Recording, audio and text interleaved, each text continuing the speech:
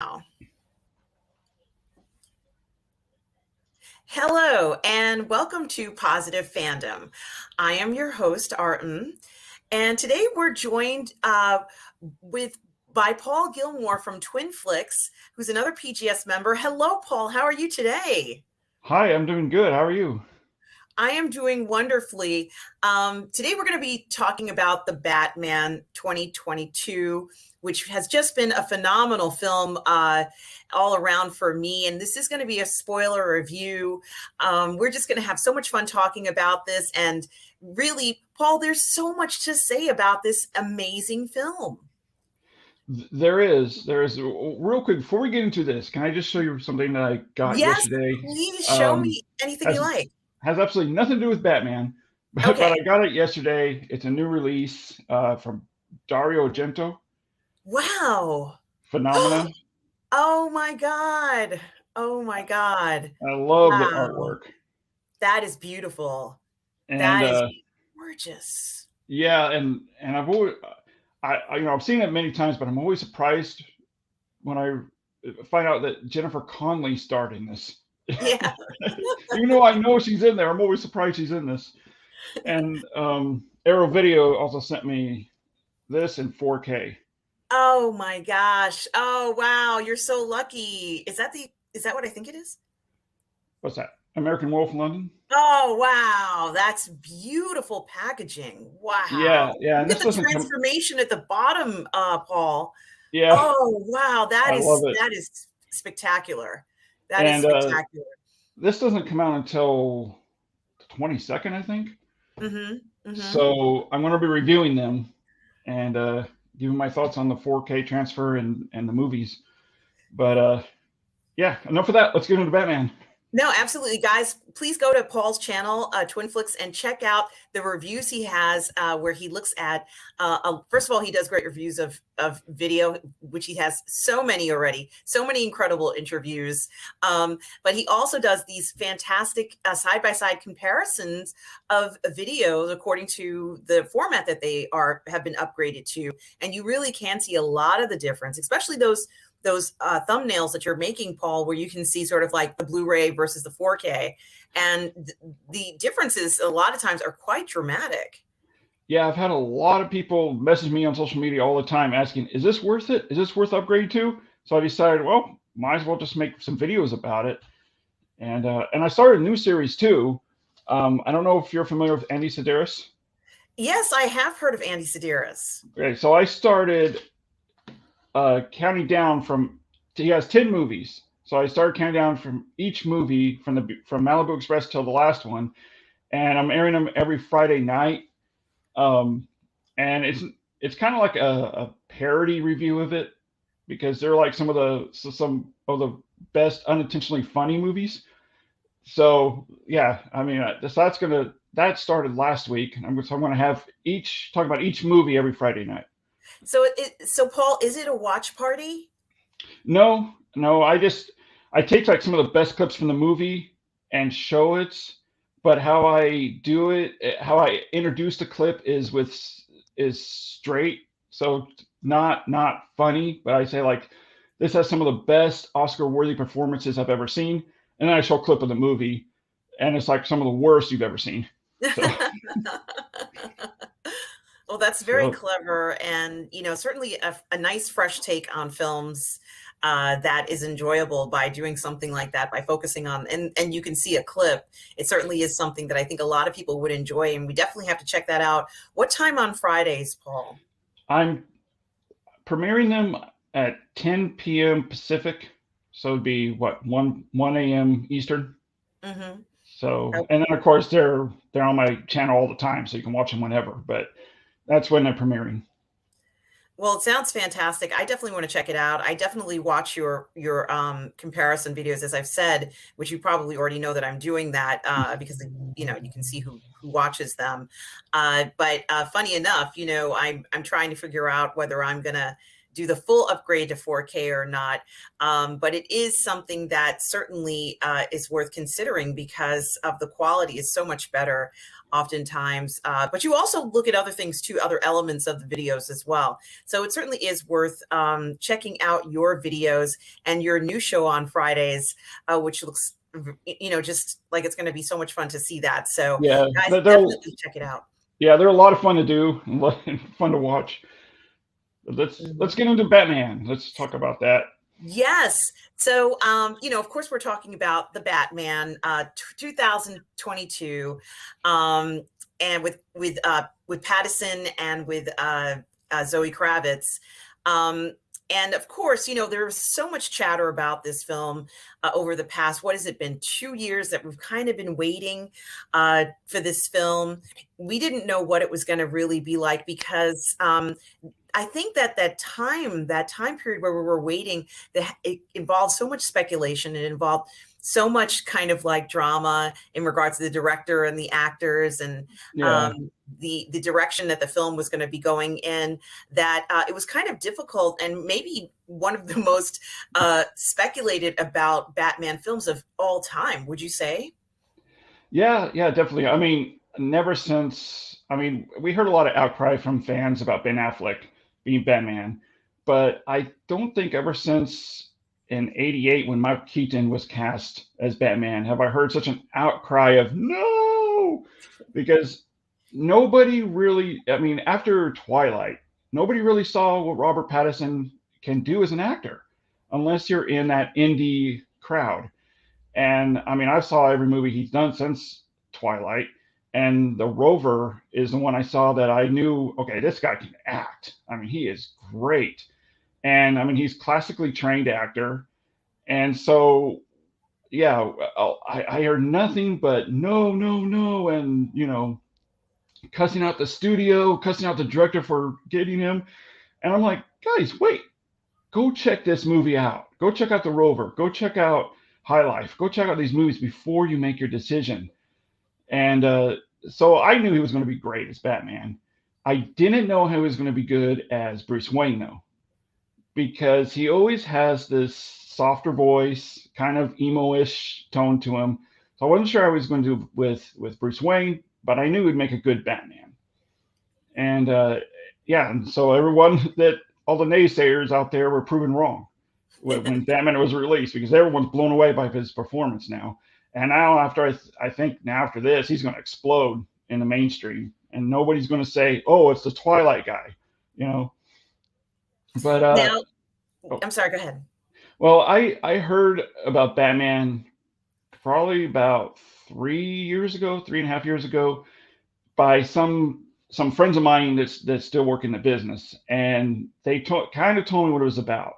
And when I heard that Matt Reeves was going to give his take on The Long Halloween, Hush, and some other comics, I was like, okay, yeah, I'm full in, totally in. I cannot wait to see what Matt Reeves does. I love him as a director because he's always made these darker theme movies. And I thought that's, especially after Zack Snyder's version of Batman, that's what we need, is a real Batman that's dark and it's brutal. And I knew Matt Reeves could deliver. So I've been anticipating this for 3 years now. And yeah, when I sat in the theater and that opening shot, my mouth just dropped to the floor. I was just in awe with it. And what I liked about it is that opening shot where it showed, well, when we find out it's the Riddler spying on I forgot, is he the mayor or the guy he duct tapes? Is he the mayor? I don't remember. He's an official. I think he's a public official, some public official. Yeah. So when he's spying on him, you're first thinking that's Batman looking for a criminal or on the rooftop. But then you realize, wait a minute, that's not Batman, because he's how he's breathing, and every single detail is just incredible. What Matt Reeves did. Yeah, I was just blown away by it. Yeah, I have to agree with you. I certainly do agree with you in regards to Pattinson as being a choice for this Batman. And, I'm a huge fan of his. And of course, I have seen him in the Harry Potter series, which was probably the first film that I had seen him, and I thought he was fantastic in that.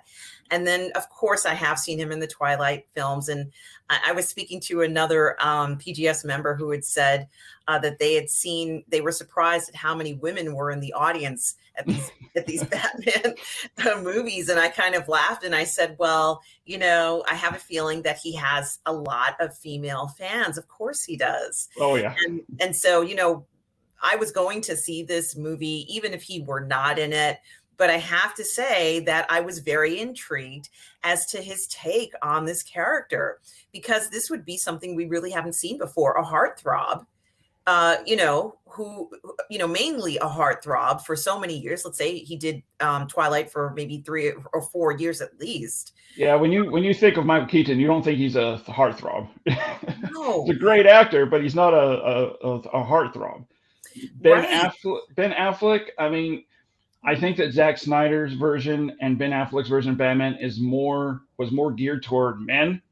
You know, the tone it sets and everything. I never saw any women or girls, clamoring to see Ben Affleck as Batman.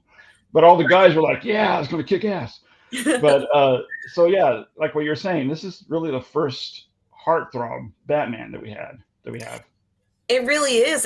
And so I have to confess to you, Paul, that as someone who is a huge fan of Pattinson and does kind of still look at him as, in that vein, I immediately have expectations, or at least had expectations, which is fine. Like if it wasn't going to happen, but for me, like I am going to expect that he's going to have some sort of, intimate relationship, let's say. And Mm-hmm. he does actually have some intimate relationships with people in this movie.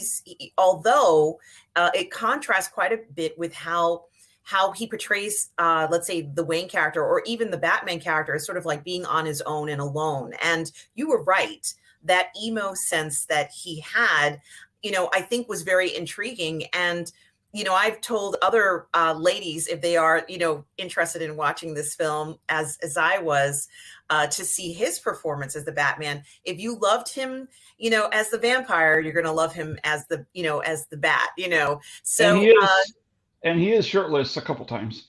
he is. He certainly is. And I have to say, Paul, that I too love Matt Reeves' films. I think that when he had taken on Planet of the Apes, it was a story that you had to stay true to. You couldn't deviate from Planet of the Apes, or else it wouldn't make any sense. And you and I grew up watching all those fantastic films, Oh yeah. from the 60s, I guess, and maybe early 70s, that just had absolutely spectacular makeup effects. The sets were great. Everything seemed quite believable. They even had a hierarchy within the ape society, Yeah. and it was just beautifully done. And they not only explored the idea of the apes, let's say an ape being intelligent and everybody questioning the intelligence of an ape, but they did the reverse and explored the idea of questioning the intelligence of a human. Like they reversed it. So Yeah. that was Yeah. enjoyable. And then they added in space travel. Like that must, at the time, I wasn't alive when the films were first released, but at the time that must have been so controversial and so, such a radical point of view to think of, an astronaut going into space and then coming back and the world has changed, or space travel or time travel. It just absolutely fascinating kind of work to do, but they pulled it off in these films, which are still rewatchable. You can still watch those Oh yeah. films. And Yeah. so, I think Matt Reeves' treatment of that material, he had to be very careful not to kind of modernize it so much to a point where it didn't make sense. And something that he did that I really liked was in one of the films where they restore power. I can't remember which one, Paul, but they Second restored, one. yeah, they restored power to this power plant. And, I guess like the human groups thought they were going to be in there, but they couldn't. It was the apes that kind of took it. And I really liked that.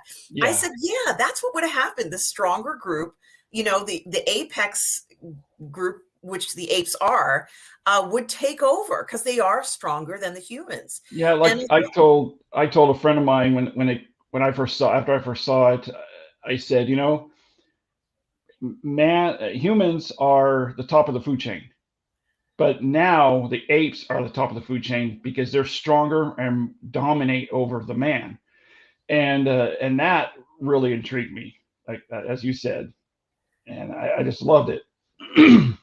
Absolutely, and he incorporated the more modern twists. Like, for example, he had humans who had, iPads and things like that. And there's a famous scene where the guy plugs in the iPad. He hasn't plugged it in for maybe 5 or 6 years since the outbreak, and you can see he's seeing a picture of his family. And it's like at that point when you realize that he's completely forgotten about the importance of family and caring for other beings, so to speak, and how that kind of haunts him as he looks at what was important to him was pictures of people that he loved, and then he realizes like his focus has not been on that at all. And I just thought it was just very carefully placed nuances and themes that had to be done right. So he's the type of guy who has respect for material, but also can kind of make something fresh and new that's going to be interesting, let's say for a mature crowd like you and I. And So real quick, yes. that is really hard to do. I mean, when you're an average moviegoer and you're seeing that on screen, you don't really think about it, but it is a very, very tricky thing to do, to balance all these different elements in a movie and still give a story about humanity and something that's emotional and something that the audience can connect with while you're doing all this other stuff as well. And that's something that Reeves does brilliantly, and still does it in Batman. I mean, like I said, I just can't say enough about the Batman and how Matt Reeves combined so many different elements, and yet he still stayed true, that connect the story connected to the audience, and you cared about each character. And again, that is just really tricky thing to do as a filmmaker. It really is, Paul. And, looking at the treatment and care that he took for Batman, which has been visited many times, and we have had many different types of experiences with Batman. I think this is the first one in live action that we've gotten that's been quite like this. Yeah. This definitely feels fresh. It feels new. It feels like a different point of view, but it certainly does feel like Batman. It certainly doesn't feel like a different franchise. It has a Gotham feel, although for me, this is clearly New York City. But as far as I'm concerned, I think that the idea and for me, Gotham is actually a character in this movie more than I've seen Gotham be a character in any other Batman film I've ever seen. And, I know that there are elements of, let's say, like a neo-noir feel. Honestly, the editing in this to make it have that, those fuzzy edges, the gray, it's dark, it's wet. It certainly must have taken a considerable effort not to go ahead and want to clean it up a little bit or make it very sharp or, give you a clearer point of view. Even the times when we get these sort of like flashes during fight scenes, they're very careful not to illuminate it too much so that it looks crystal clear. It's supposed to be a gritty representation of these conflicts where they don't even give you, like, let's say in a lot of films that we see, especially when it comes to superheroes, everything you can see when someone gets their arm broken and you can tell exactly where it's broken and how, and sometimes you can even hear like a crack or something. Yeah. But in this film, they were very careful. It's like you saw he hit him in the chest. Maybe he broke a few ribs, but you couldn't hear it and you couldn't quite see the damage, but you knew it happened. And there's a lot of scenes where he's caught mid-punch, like he's initiated it and it's almost, like it's right before the blow, almost, the lighting. And I said, this is somebody who wanted to show you the fighting scenes in another way, another element, something we all are very aware of. You've committed to it, but the blow hasn't happened yet. And I thought that type of approach just really gives you a sense of the power that, we were going to see in this film. And I think that power is something that the Batman character is developing in this film in particular, because we see certain things we've never seen Batman do before.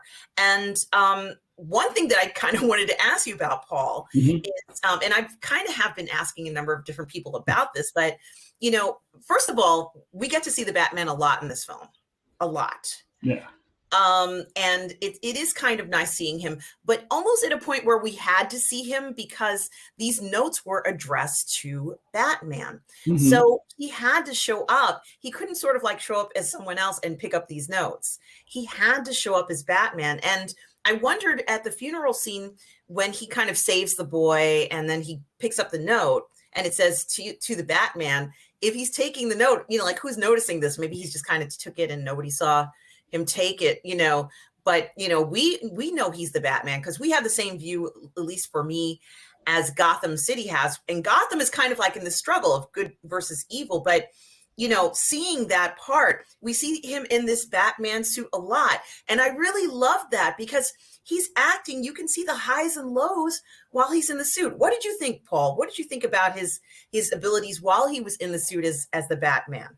Well, first, going back to where you said that when he gives a punch, you feel the power. I felt anger. Like he is angry and he is earbuds falling out. And he is that's why he says I'm vengeance the way he does. Because he is angry, he is out for vengeance, all stemming probably from his parents' death and not knowing what happened. And that's another aspect I loved about the movie that we can get into later. But so not just the power, but you felt how the anger behind the punch. And when he down in the subway, when he grabs a guy by the throat and the electric shock, I mean, he just went right at it. And he did not give a crap about who he hurt or how he hurt them. He just totally wrecked anybody that got into his way that deserved it.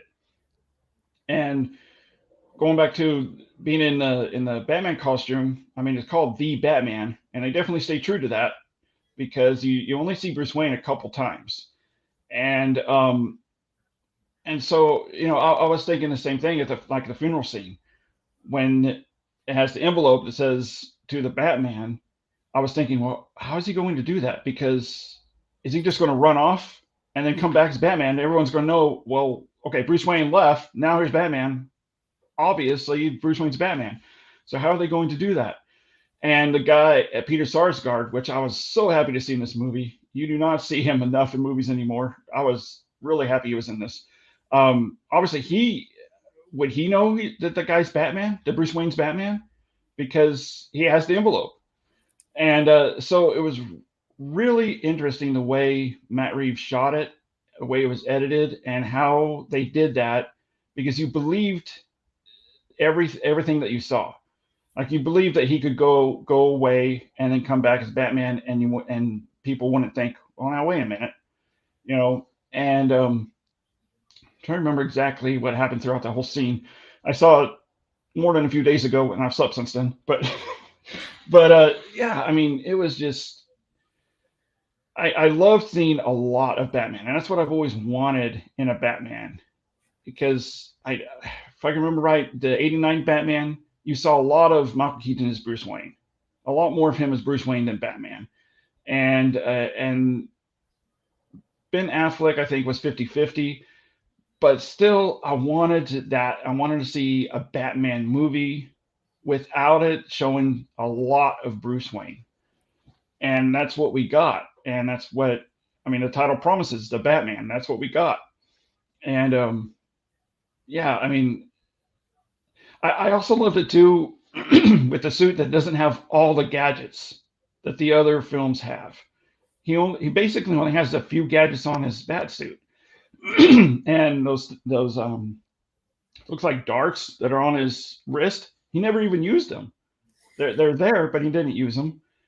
So I wasn't sure whether that was one of them was a grappling hook or something. It could have been. I don't know. I thought they were darts. I don't know, but I like that too because he doesn't use things unless he needs to, and he didn't need to use that, so he didn't. And he always had, I think the what looked like a gun on his thigh. I think that was a grappling hook, and I think he only used that once or twice, a couple times, and so I really like the way they utilized the bat suit, where it was realistically done, because realistically, if you're in a suit, you're not carrying all these weapons, all these different gadgets, because it carries weight. And so you're not going to be able to run as fast. You're not going to be able to fight as well. And so they made the costume very light and realistic. And I love that about it. And yeah, like the part too, when he was Batman in Riddler's apartment, and they find the note in the cage, and then they go play the video, and that was actually really suspenseful to me, because he's standing there, and it says who is the Batman, and I was like, oh wow, what's going to happen? What are they going to do? I mean, I was actually on the edge of my seat during that scene, and I've never been through a Batman movie where you're on the edge of your seat. Or is this person going to find out who Batman really is? And the way he did it, and then when Robert Pattinson, underneath his breath, said, "It's over now," or I don't remember exactly what he said, but basically he was saying to himself, "This is it. It's over. It's over. I've been Batman for 2 years, and now it's over." And you're thinking, and you feel that pain that he was feeling, and then of course we find out that Riddler didn't know who Batman really was. But that scene was so suspenseful, and, and again, that just shows the brilliance of the direction that Matt Reeves did, and the editing, and of course the acting. And yeah, I just loved every aspect of the movie. Now, I wanted to ask you, because I've talked to a couple friends, even my younger brother Jason, and what he thought of it, and he liked it. But he said the things that he didn't like about it is that it could have been shaved off about 15, 20 minutes of the movie. And he didn't like that it could always, not always, but he didn't like when it showed the close-ups of Batman's suit, Batman's boots, walking in slow motion all the time. And aspects like that. He didn't like Pattinson's Bruce Wayne because he thought it was too emo. And Bruce Wayne's supposed to be a billionaire playboy. And so I don't know, what did you think of that? Do you think it was a little too much with the walking slow motion? And Well, first of all, I thought that, for a film that was almost 3 hours, for me, it felt like 30 minutes. It went by super fast. I didn't feel like the film was too long in any way or too short or anything like that. I think they put a lot in this film, and I was very satisfied with that part. So I liked that.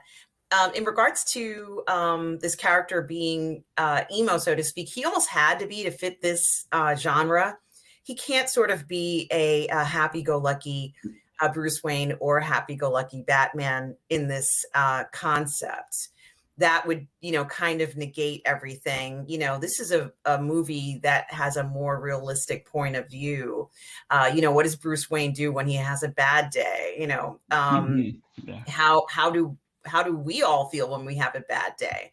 Guess what? It's not all hearts and flowers, and No. we certainly don't have a smile on our face. And some of us, unfortunately, especially in the fandom, are walking around very angry and upset, with a lot of rage inside that you can't get out. And I think, honestly, Paul, that's what needed to be done with this character. And if we'd seen anything different, it would have seemed very out of place. He wouldn't have fit into this city of a place where people pretty much are doing whatever they want to do. And, it's pretty much a free for all.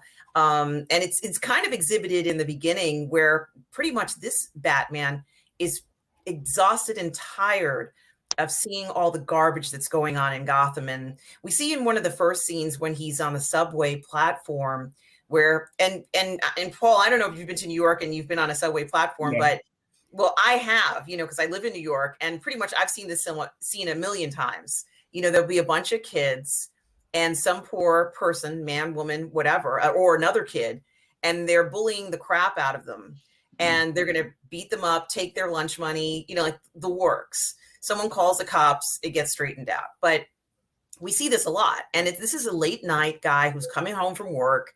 And these kids are pushing this kid into a gang initiation. I'm not going to get too much into it, but the point is that the beginning of the film, we're presented with a situation where in Gotham, people are at the point of deciding whether they're going to be on one side or the other. Are you going to try and help this guy out, or are you going to beat him up and take his money and then run? You know, and I think that what we see is the frustration right there is not sort of like where the Batman is going to say, if you guys just walk away, I'll spare your. No, he's had it. He's up to here with this now.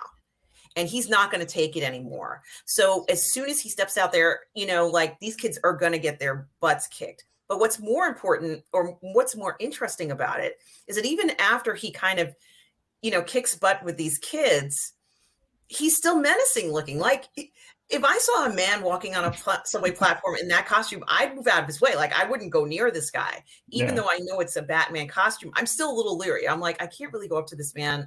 You know, he's a stranger. This is a man, and it could be dangerous. So that's one thing that I liked about that scene is you knew it's Batman. You know he's a good guy, but you as an audience member even felt that. You felt that tension. Like, okay, would he mistake me for a bad guy and beat me up? Mm-hmm. If I show any kind of tendencies of violence or retaliation or something to defend myself, is he going to beat me up? And that's another thing that we never got from another Batman movie, is you didn't feel that tension where you were there with those characters. You're usually there with a good guy, but not with the bad guys. And that's what I really liked about it, is that you felt what the bad guys felt. You felt the terror that they had with seeing the Batman. And there certainly wasn't a question about motivation in this character, was there? Like we knew what was motivating him. It was crystal clear. You know, all of us are annoyed by this, you know, especially as an adult, you know, because that gang was a bunch of kids, you know, they could still, you know, go down one path or another. But as adults, it's annoying to see people kind of doing these wrong things. We don't want to see it. I don't want to see it anymore. I'm so sick of seeing that. And I can understand how the Batman felt. But what's interesting is that the guy who got saved was like, even he was like, don't hurt me, as you said, Paul. And I think at the beginning of the film, we have a Batman that no one really knows. They don't know this guy. By the end of the film, people are not afraid of him anymore. We're going to talk about that. But I think that was a very interesting transition for a character, which I don't always see in the story. Usually in the past, what we've seen is, you know, is Batman a good guy or a bad guy? Not whether he's going to beat you up, but it always seemed like he has to take the fall for somebody else. Yeah. And, you know, that, which I understand is a very popular theme. And, you know, there's nothing wrong with that in a movie. But that's usually the question, not, you know, if I'm walking down a dark alley, am I going to be happy to see a guy dressed in a bat costume who might save my life? Like at the beginning of the film, I would be like, I don't know about that. You know, I would run away. And even that fight scene when they were in the club and he's dressed as Batman, they have that electronic dance music. And I'm a huge electronic dance music fan. Like EDM is like my life, Paul.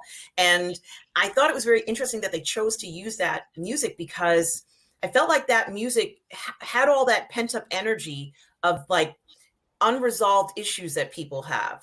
You know, and so they go to the club to kind of work it out. They're at the club and the music's playing and they'll be there for, you know, a bunch of hours, kind of work it out. But it's very interesting that they chose to have it so dominant in the beginning, because that energy that's there was at a point where it had to be released now, or else something bad was going to happen to the city. And I thought that was a very interesting symbolism that they chose to use. And then he also had a fight scene to electronic dance music, which is something I haven't really ever seen, except for maybe like some other, like Blade, I think had a lot of EDM in it. And it did.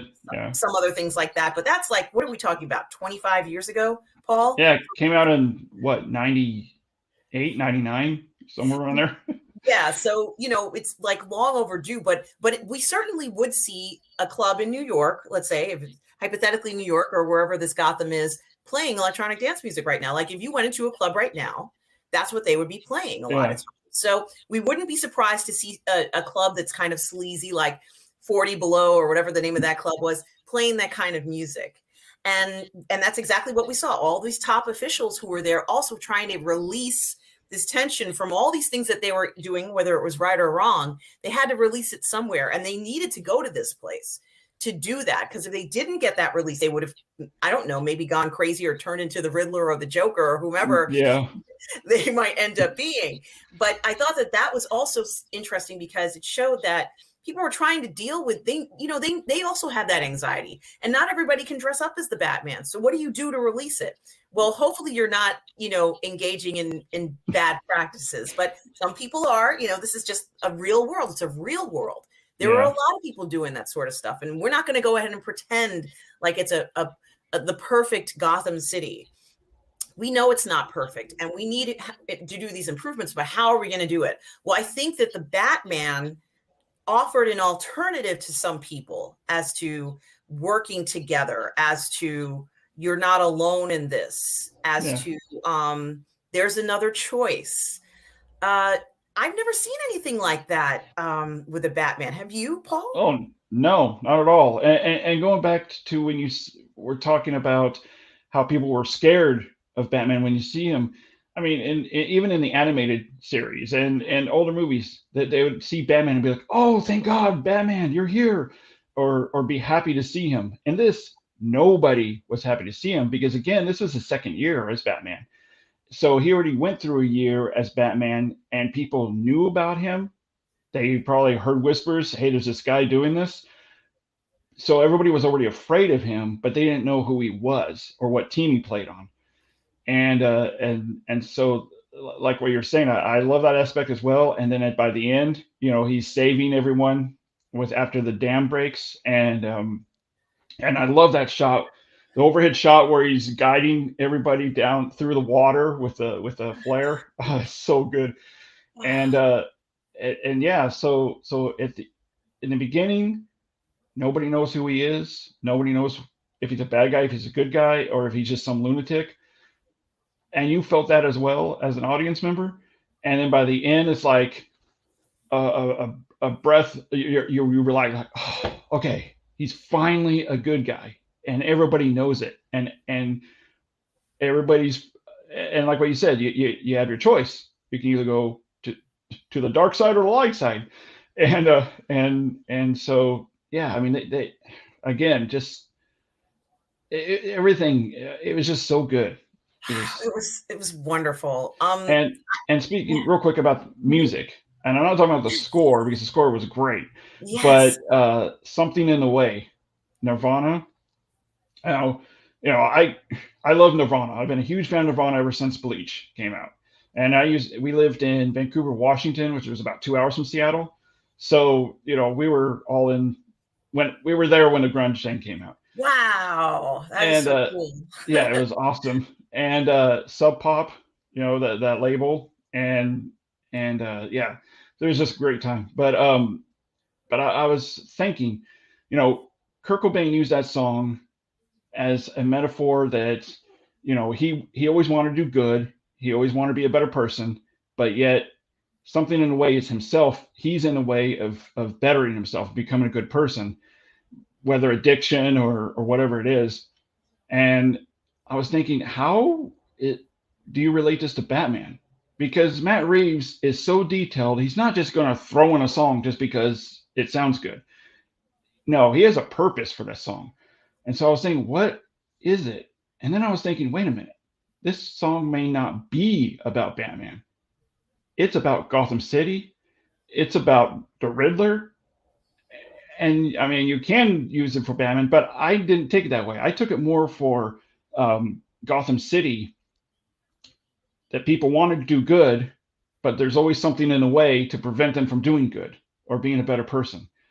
And Batman, as we said, shows them that way. And so I really like that, how they used something in the way. And I've heard other movies use it, and they just kind of throw it in as for tone, and they never actually use it for a purpose. And I love it when directors actually go take that extra step where they choose a song for a reason. And he totally did that in Batman. And then Michael Giacchino used the theme of that song just strung throughout the entire score. I mean, you hear that theme through the entire movie, and so it really says something, using that song, especially for Gotham. And yeah, I mean, and going back to when what I said to my brother Jason, uh, said that he got annoyed by how many times it showed the close up of Batman walking slow motion. Oh yeah, yeah, yeah. I took it. I never felt that way. I took it as they're showing how scary he is to the. Ooh, I can't hear you. I still can't. It just suddenly turned off, Paul. Okay.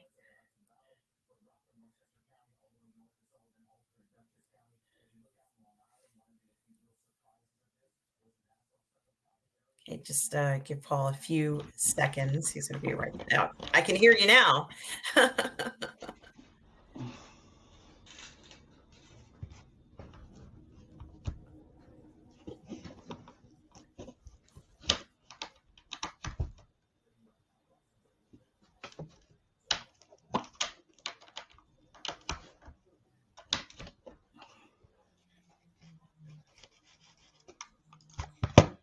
Can you hear me? Yes, I can hear you, Paul. Okay, sorry. Yes. Just a second. I gotta put in headphones so I can hear you. Okay. Can you hear me, Paul? Okay, can you hear me? Yes, I can hear you. Can you hear I me? can't hear you. Just a second. Okay.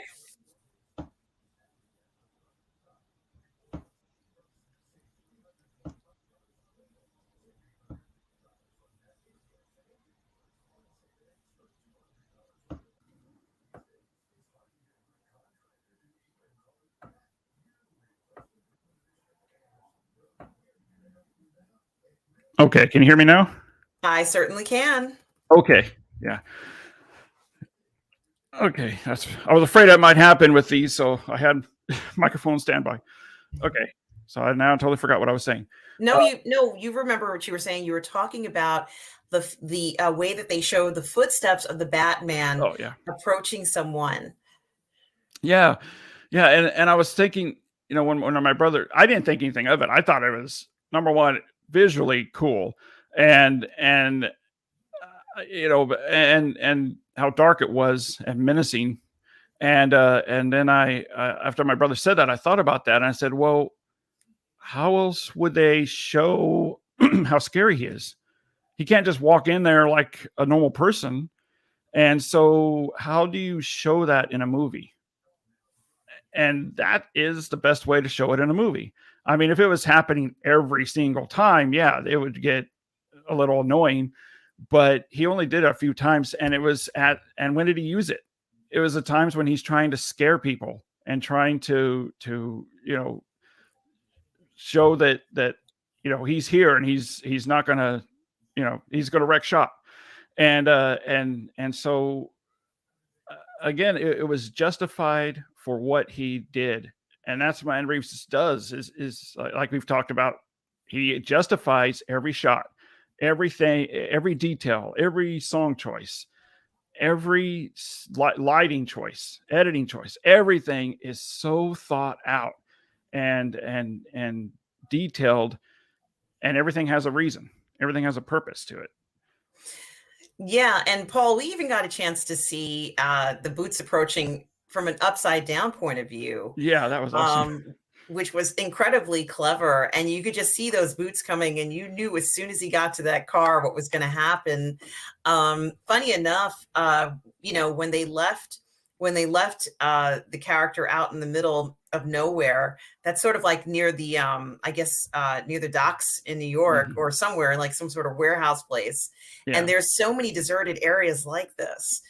And, it's the typical type of area, it doesn't have to be New York. It could be Chicago. It could be somewhere else. But even the dirt in the streets, like in some of the scenes, Paul, where people are kind of walking around and you can see, litter and trash.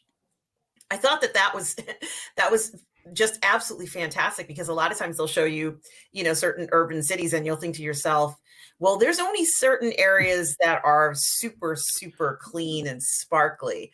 But the Yeah. rest of them, there's going to be a few garbage bags on the sidewalk or some sort of litter or refuse. And, that kind of added to, sort of the idea that people didn't, or the treatment towards the city was not the best by the people who were in it.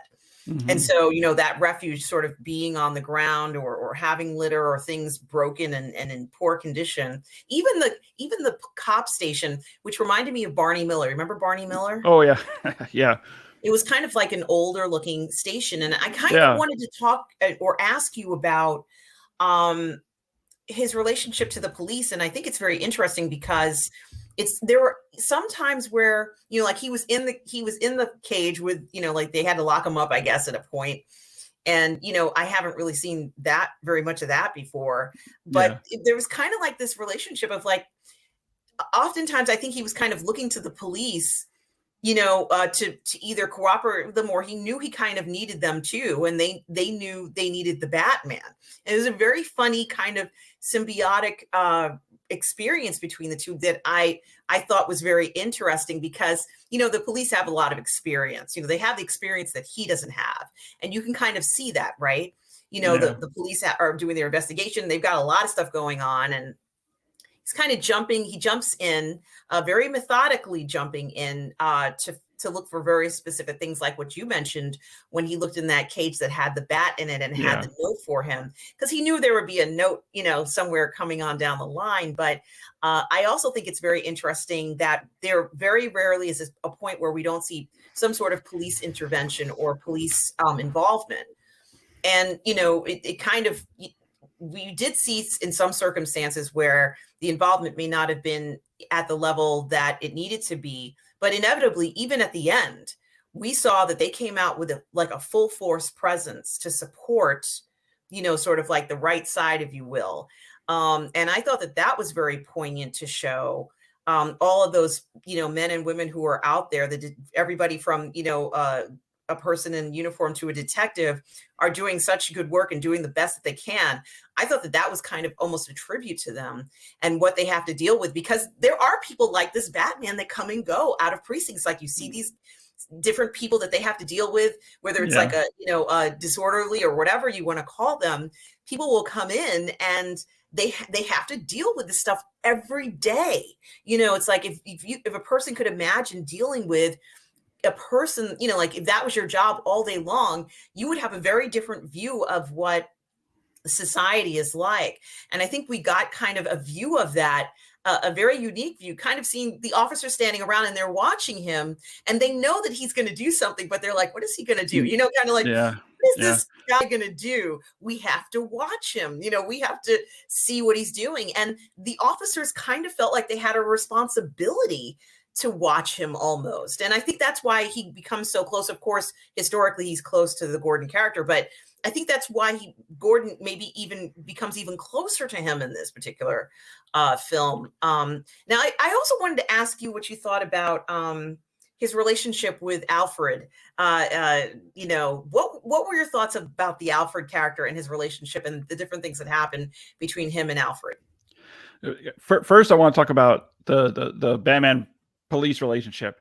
Yes. What I liked about it is that even though he was met with some resistance from some of the policemen, because they just didn't know who he was, and they probably heard this guy's going around beating up people, and so they don't know. So but what I liked about it is that both of them stayed out of each other's way, and the Batman didn't try to take over the investigation, such as when they were in the Riddler's apartment. He didn't just go in there and start taking over and looking at things. Instead, he stood back, and there's a lot of moments where he's in the background and the cops are in the foreground, and I really like that he allowed them to do what they do, and they played off each other, because the cops figured this part out, and so Batman's like, okay, well, I'm going to go over here and figure this part out, and so they work together. And I think that they didn't really realize they're working together, except for Gordon, which Jeffrey Wright was just awesome as Gordon. But I think that the cops didn't really know that they were working with Batman until something happened where he found the clue, like the envelope. And then they took a step back and said, okay, let's let Batman do his thing. And so I love that, how they work together in that regard. And again, like you said, you don't see that in any other Batman movie. It's always the cops think that he's a bad guy and they're after him, and the only person on his side is Gordon, or they don't work together. And so I really, really appreciated, because if you know any policeman, you know how tough their job is, and when there is something happening, of course there's probably not a lot of Riddlers out there doing things, but something else happening like that, where there's this guy out there doing these things. It's like the police, they become so overwhelmed because they have everything else on top of it. And so, like what you said, it was a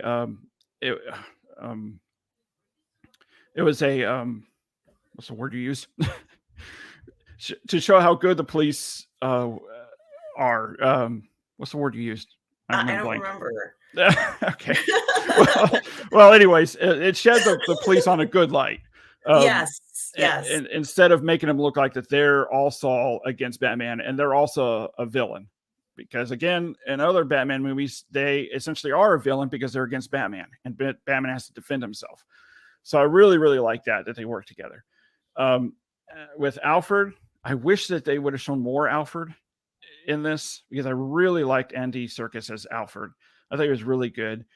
And I liked it because we're used to the 89 Batman Alfred. We're used to Chris Nolan's Alfred. So we already know that he's a father figure to Bruce Wayne, because he raised him after his parents were murdered.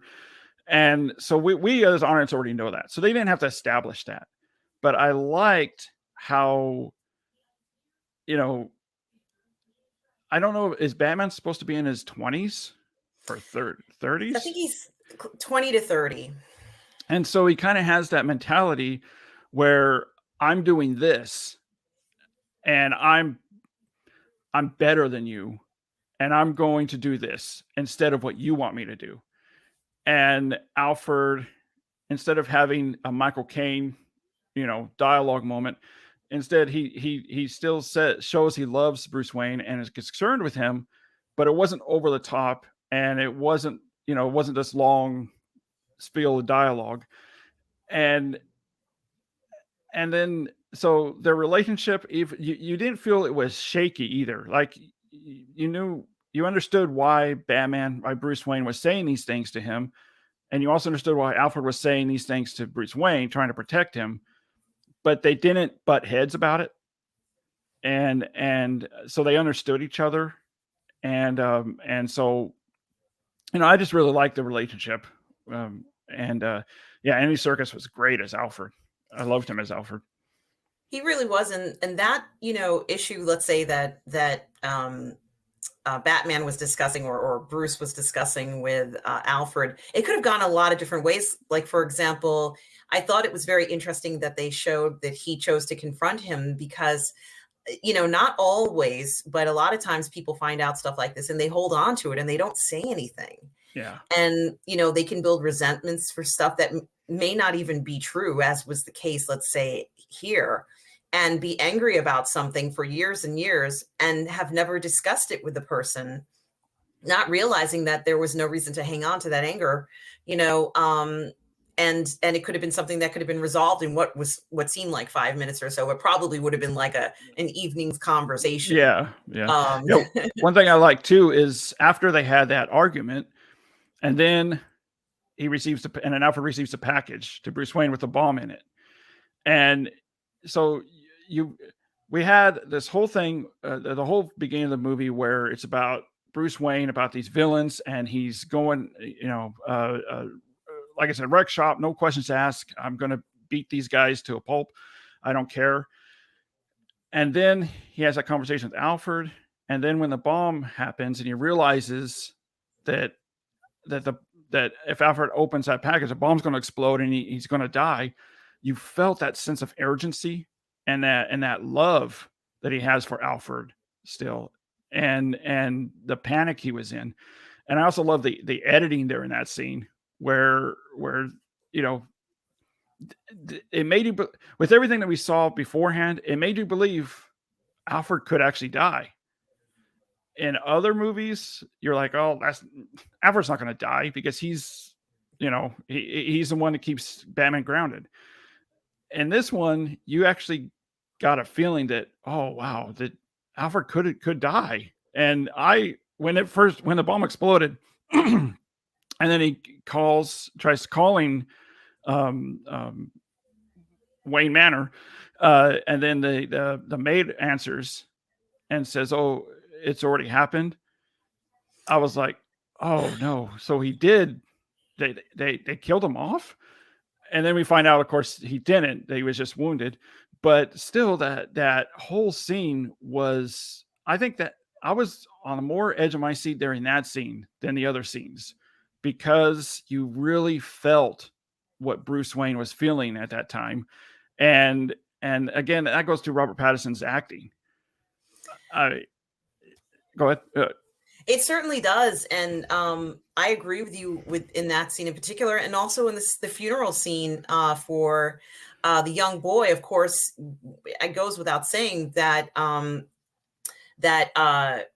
as Bruce Wayne, he's reliving, his parents' death all over again, at the funeral, and so, while it's true, it's the other child's, that other person's funeral, he's kind of reliving that, as, it's almost like he's not there as an adult. He's still a young boy now at this funeral, and he kind of alludes and looks to the young boy who lost his father. And of course it's, I thought that was a very poignant way to do that. Interestingly enough, he saw himself in the kid. Yes. And you again, you sense that.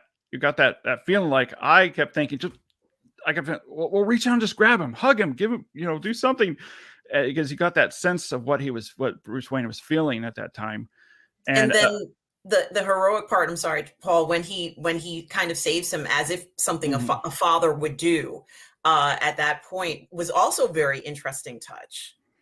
Yeah. And Simon and I, we saw it together, and Simon leaned over to me and said, if they do a time jump, do you think that's going to be Robin, that boy? And I thought, well, he's a little too young for that, but in the comics, he's a teenager. Who knows? Later on, if they do some kind of time jump, that kid could be Robin. He could be. And, there's something that's very interesting. And I had mentioned it a few times, and someone had told me about it, and I didn't know myself. I kind of found out on Saturday, and I should have known. I should have been watching more closely in regards to the cast of who was in the film. But one of the gentlemen in the, on the subway platform, the one who has his face painted, half of it's white and half of it's not, doesn't have the makeup on. Mm-hmm. He is he's an actor who's a character in the show The Titans, and he supposedly is going to be the Robin in that series. Oh, and really? Yeah, and I'd never seen anything like this. I said, that's very funny that they would cast the same person who is, decides that he's not going to be in this gang, let's say, as a character, from the Titans. I'm like, is he going to be the Batman? I mean, I'm sorry, the Robin. So I wondered, I'm not entirely sure, but I thought it was very interesting, the casting choice, because, he ends up, or they allude to the fact that he may be the new Robin.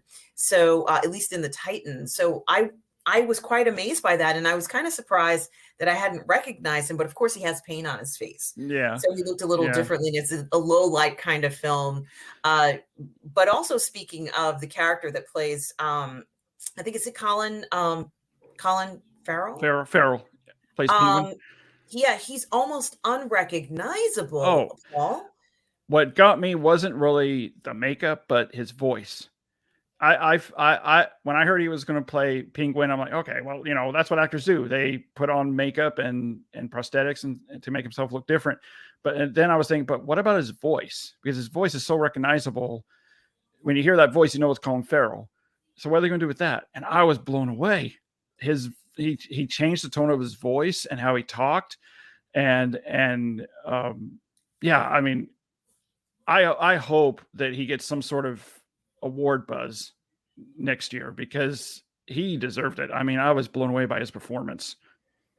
Yeah, it's very interesting that he, as far as I'm concerned, was the performer, let's say the character that wasn't what I was expecting, and maybe perhaps the breakthrough character, in regards to not only performance, but in looks. Like this character looked like the Penguin. There's absolutely no way to mistake him, but he wasn't a caricature. Yeah. He was legitimately what you could see as an inspiration for like, let's say you met somebody and said, yeah, that person, you really could see it inherently in him. And then at the ending, and he's looking over the city, and you could tell exactly what he's thinking. I'm going to take over the city now that Falcano's gone, and now it's my turn to step up. And I don't know if that's what the show on HBO Max is going to be about. I've heard two different things. So I've heard some people say that it's about that. I've heard other people say it's a prequel about how he became who he is. I hope it's the other one. I hope that it's his rise to power over Gotham, and then that leads into to the sequel of the movie. Oh wow! Wouldn't that be something, Paul? That would be so incredible if they managed to pull that off. Oh my gosh, what a triumph that would be! That I think we would all enjoy that immensely. Honestly, I'm so looking forward to it. I haven't looked this forward to an upcoming series like this in so long. There are so many other things too about this movie, Paul, that and honestly, I don't really think we could probably talk about this film all day. All day. Right? All day and night. But honestly, one of the things that I wanted to mention was, it's not necessarily the most important thing, but I did want to mention it because at some point during a fight scene, we see the Batman kind of, he's knocked out, so to speak, on his back, and he presses something on his bat suit. And from what I understand, or at least from what people have said, that it might be some sort of like, it's a dose of something. He's adrenaline. Yeah. And I've never seen this before. So I'm trying to figure out what I was watching. And, and then all of a sudden after he does it, then he kind of like gets up very quickly and continues to kind of, get back into action. And I think they have to hold him back or something like that. Yeah. Yeah. I mean, if you've ever seen someone take a dose of adrenaline, that's how they act. I mean, it's kind of like uncontrollable. And when that first happened and he got in and stabbed into his thigh, I looked at Simon and said, adrenaline. Oh, this is going to be good. And then he just tore through the people, the bad guys. And then they had to hold him back from killing that one guy because he was so enraged and so much adrenaline. And yeah, I've had other people ask me, what was that he stabbed in him that made him like that? As soon as I said adrenaline, and I said, oh, that makes more sense. Okay, I was trying to figure out. And that to me shows, again, that's never been seen in a Batman. And there's always even the Nolan Batmans had some sort of fantasy element to it. And so you tend to think Batman invents something to help him get through a fight or get through this, or to escape, things like that. He relied on again, it goes back to, this is real world.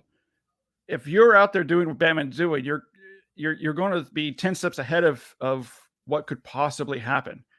So why wouldn't you have adrenaline shot on you in case something like this happens? And again, it just goes back to Matt Reeves bringing this into the real world. There was no fantasy element to it. I will say the only part that was kind of fantasy, comic bookish, was when he used a grappling hook and went through the city, and then he banged on the pillar, and then he rolled. I'm like, okay, he would have been dead. but that, you know, that's the only thing. But other than that, it was a real world elements to it. And so Batman used what would be used in situations like that. Yeah, I've never seen anything like that before, but clearly, Paul, if you're, let's say, somebody like Batman, or you're doing work like this, you would carry things like this with you, perhaps, in an emergency or whatever. You might have a little kit on you that has these important tools. Interestingly enough, the scene, and you and I have kind of talked about this a little bit, but the scene where he kind of jumps into that water, where the people are sort of below, he's on the rafters and they're below, and he has to go and save them.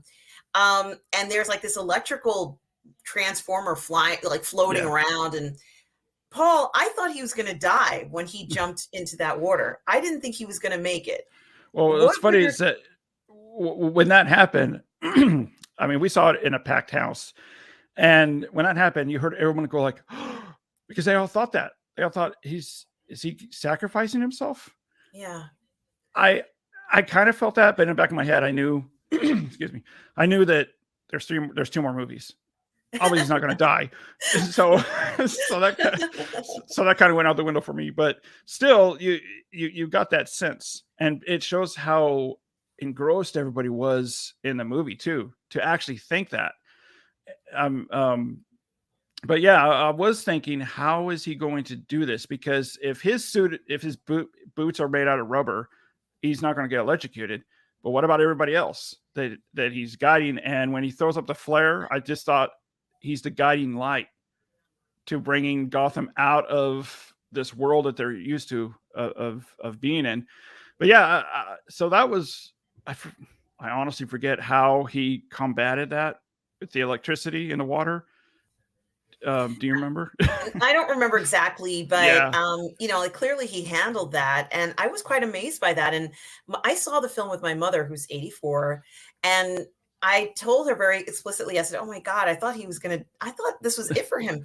And my mother, I said, in fact, I didn't even know what he was going to do, Paul. Yeah. When he was up there, I had no idea how he was going to handle. I'm like, how do you handle something like this? What do you do? What does a person do? Well, Batman obviously charges into this, and I don't really know. I think it would be foolish to say that the character knew exactly what he was going to do, but I think he knew that he couldn't allow that cord to go in the water. Well, I think he knew that. What I got it, as we talked about, he used the adrenaline shot, and he was, all rage, and they had to pull him back, restrain him from killing the guy. And then he looks over and he sees what's happening below him, because when you're in that state of mind, you're only thinking about what's in front of you. You're not thinking about anybody else, but what's in front of you, especially when you're in that state. And then after he kind of calmed down, he looked over and saw everybody's trapped. And then the electrical cord, everyone's going to get electrocuted. Everyone's going to die. And so he used that rage to save everyone instead of using it to defeat the villains. And I like that a lot, because you felt that, you saw him think that. Okay, he didn't need to say it. You saw him think that, I got to rescue these people, so I'm going to use this energy for that. And I love that. And again, Brett goes back to Robert Pattinson's acting, and very few actors. When I think at the top of my head, who is a great actor that doesn't have to say a word, but you know exactly how he feels or thinking? Harrison Ford. He could be in a movie not saying one word, and you know exactly what he's feeling, exactly what he's thinking. And that's what Robert Pattinson can do. And he showed it with this, because you felt what he felt without him saying a word. And yeah. And so, I love going back to, he was the guiding light to bring Gotham out. And I mean, the whole scene was just incredible. How it went from one element to the next. And yeah, I mean, to me, there's no real words to explain what these scenes felt like when you were watching them. Right. And so it's like, you use words like, it was cool, it was awesome, it was this or that, but really, there's no real words. You have it's an experience that you have to experience yourself to feel that. Yeah, I agree. The other thing that I wanted to talk about. Just a second here. I'm sorry, just a second. My mom's trying to call me. I need to Sure. get it. Hang on. Hi.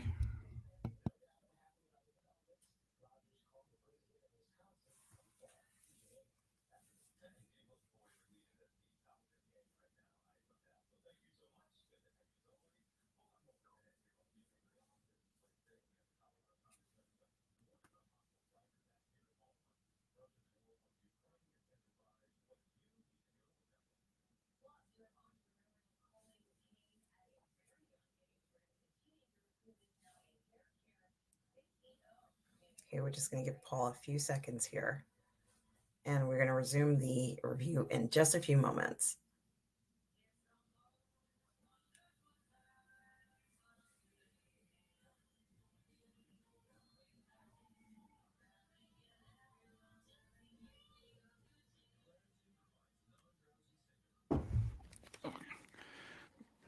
Sorry about that.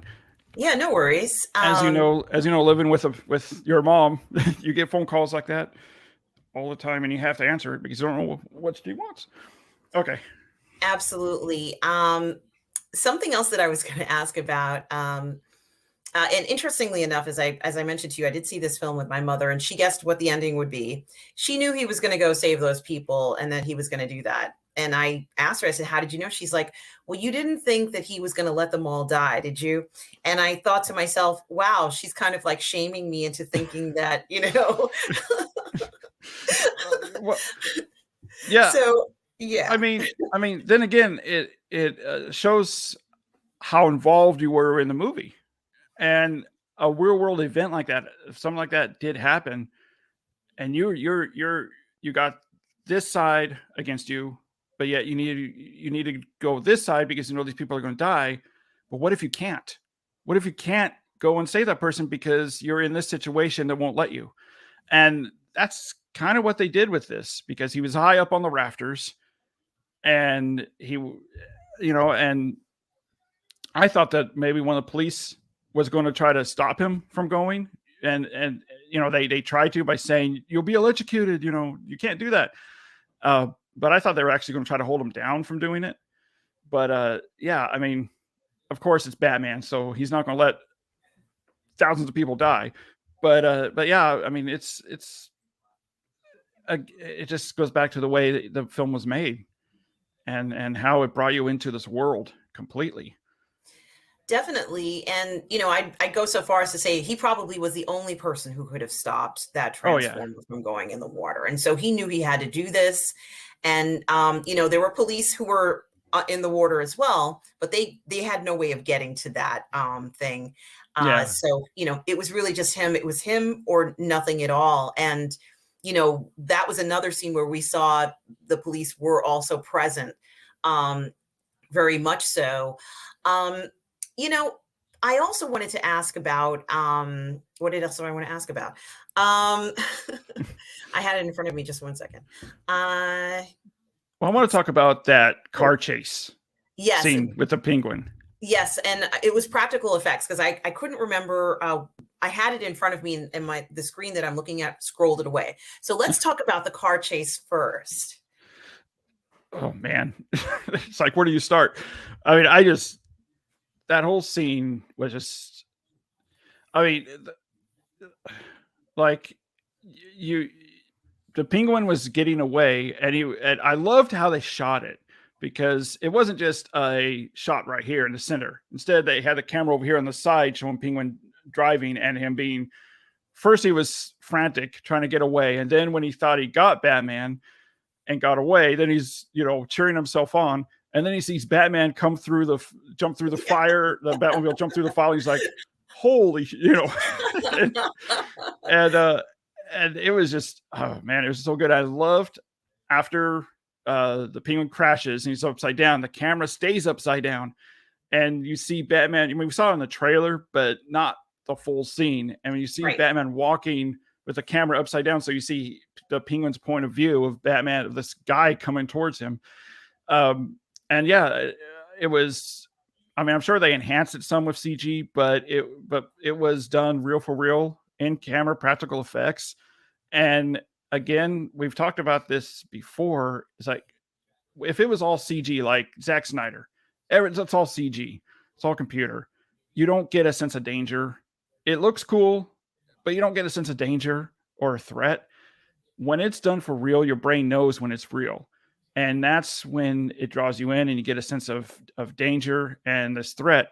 And Matt Reeves put you in the Penguin's point of view, where he was, you felt what the Penguin felt, that this threat is going to get him and he has to get away. Instead of being inside the Batmobile with Batman trying to get the bad guy, you were inside the villain car trying to get away from Batman. And you felt that. And so I thought it was really interesting how they did that, where they switch. Okay, yeah, you're with Batman and you see what he feels, what he does or thinks. But now they totally switched it where you're with a villain and you feel and see what he's feeling and thinking. And I loved it how they did that. And again, that's a really hard thing to do for film. It was very hard to do, and they maintained that neo-noir look through the whole thing. Oh, yeah. I mean, how did they manage that?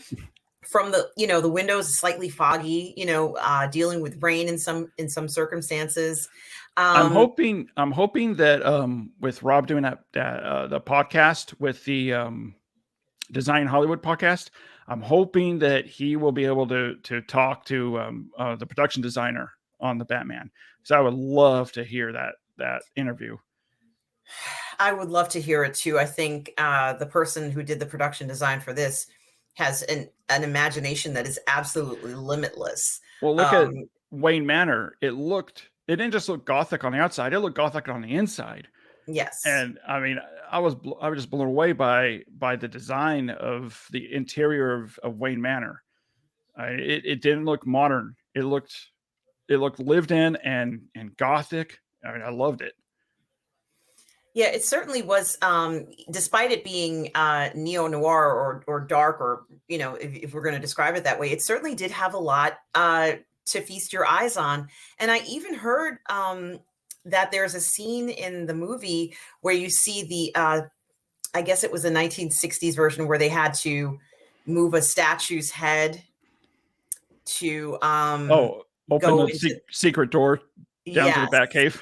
Yes. Apparently that statue is in the film somewhere. Oh, really? Yeah. A friend of mine brought it to my attention. And so now the next time I see the film, I have to look to see if it's in the manor, because that's certainly a fantastic Easter egg there. There's actually a lot of Easter eggs in this film, Paul. And, unfortunately, I didn't get all of them, but supposedly there's like over 100 of them. Oh, really? Yeah. There's a then guy again, who... I was so into the movie, I probably wouldn't even notice the Easter eggs because of that.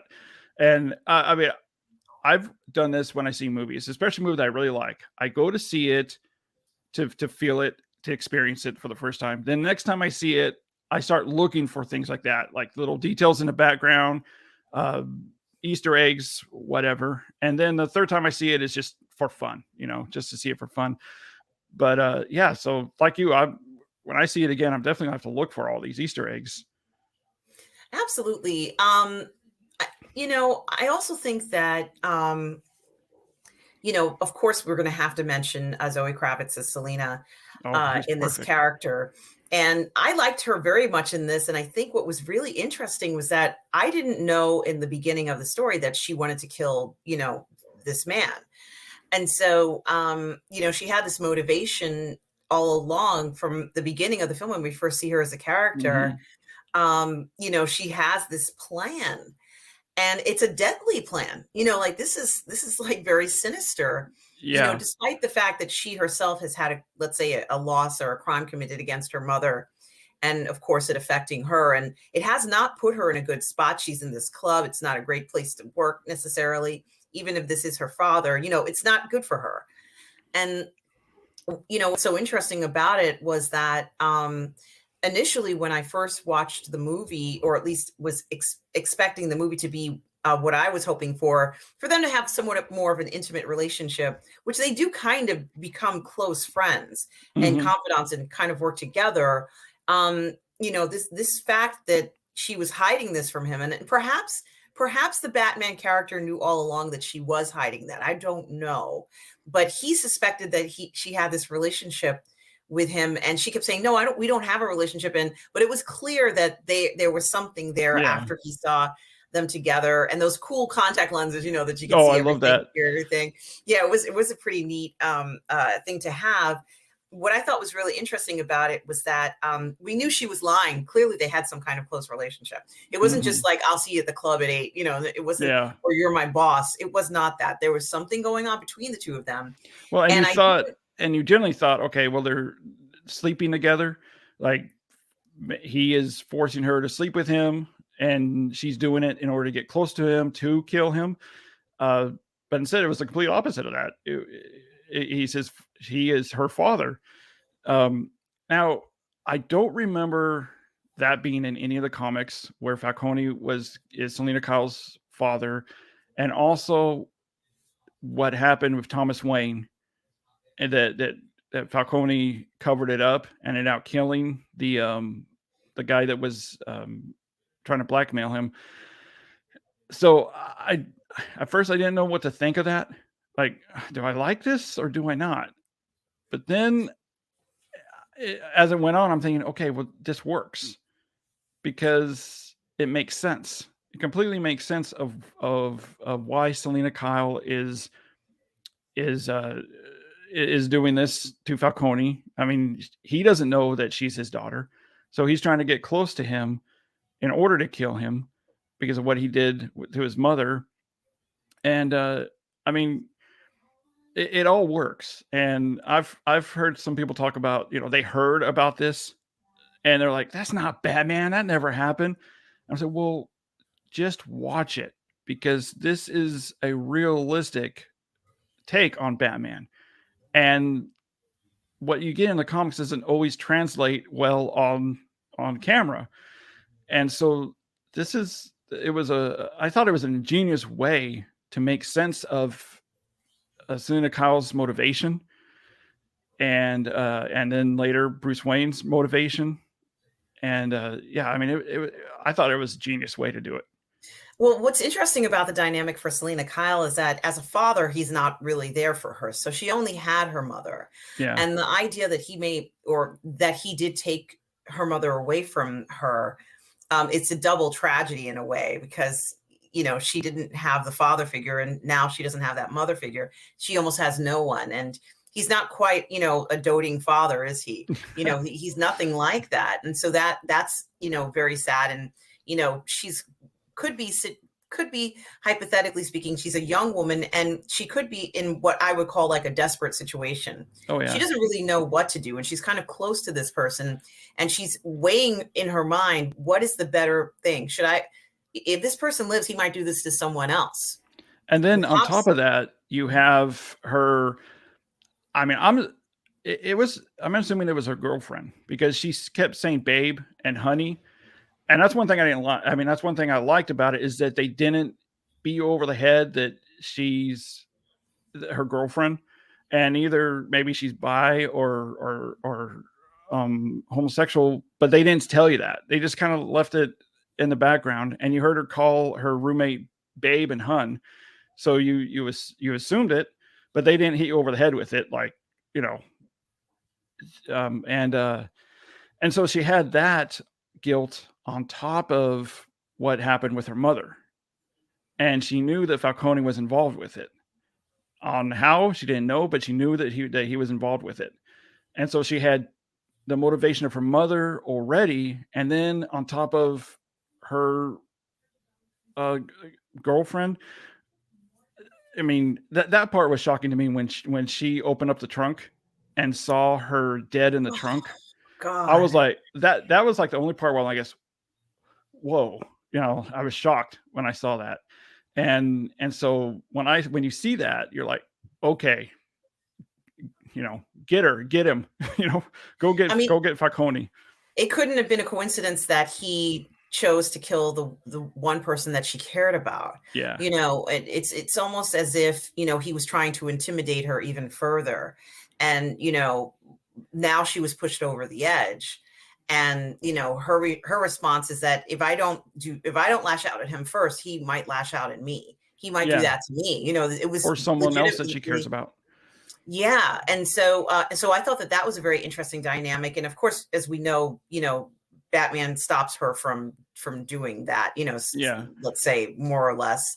But, you know, getting to the other thing that you were talking about in regards to the Wayne family and that whole thing with the mother and the campaign and everything. And we do see things like this happen. And I'm glad that Alfred kind of explained it to him, you know, what happened in that way. And I could see someone, you know, you work with somebody in a public sector and, you know, you think that this is what their business is, but then you find out that their business is not that at all.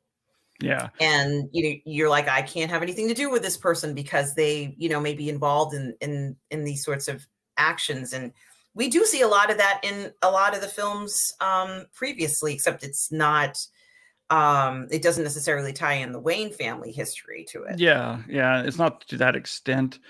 And I mean, we've seen it in our own lives. I mean, political people do these things. I mean, there's political people that will do absolutely anything in order to be to get that position they want, even if it means screwing over someone they love.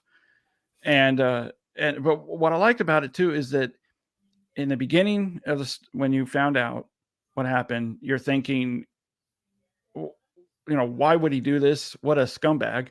But then you find out what really happened, and you're like, oh, okay, he didn't want any of this to happen. Falcone took it upon himself to kill the guy that was trying to blackmail him, and that he would have given up his campaign and his political position in order to save his family if that's what he needed to do. And so I like that it redeemed Thomas Wayne, because I was getting kind of upset thinking, don't make Thomas Wayne a villain. Don't make him a bad guy.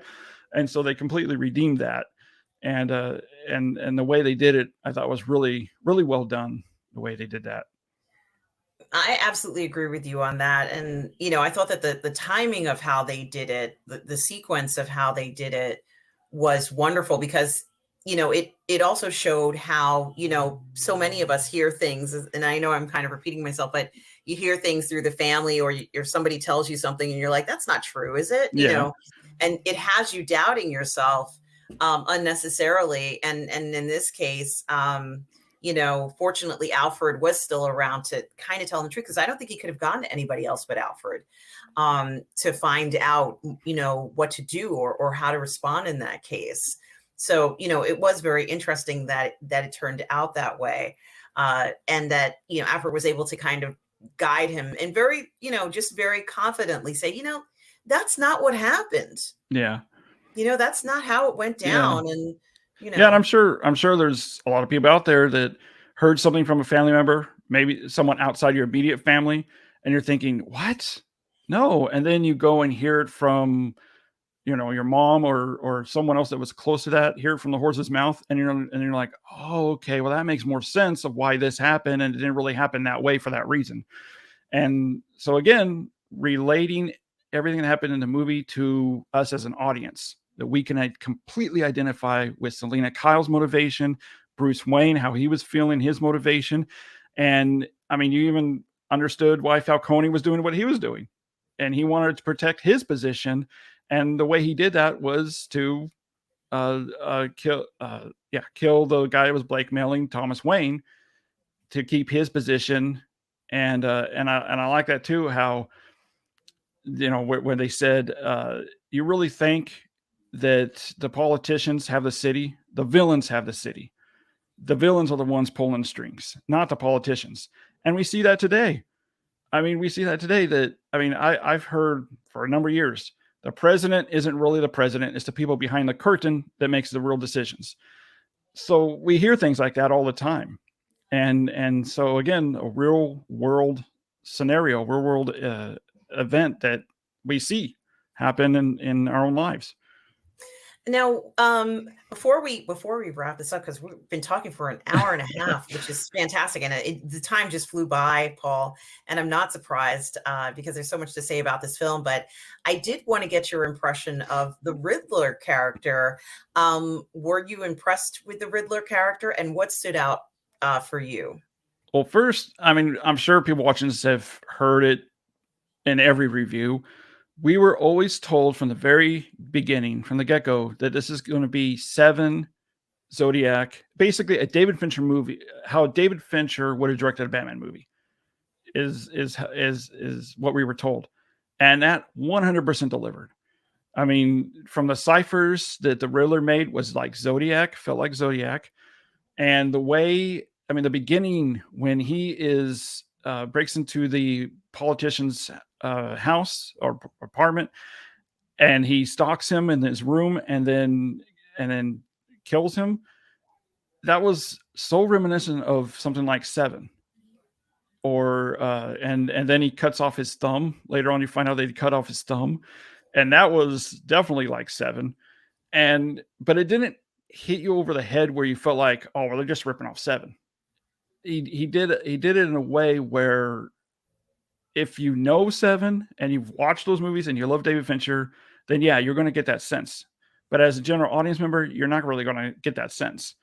And so it's kind of like a wink. You kept winking at the audience that knows, you know what this is from.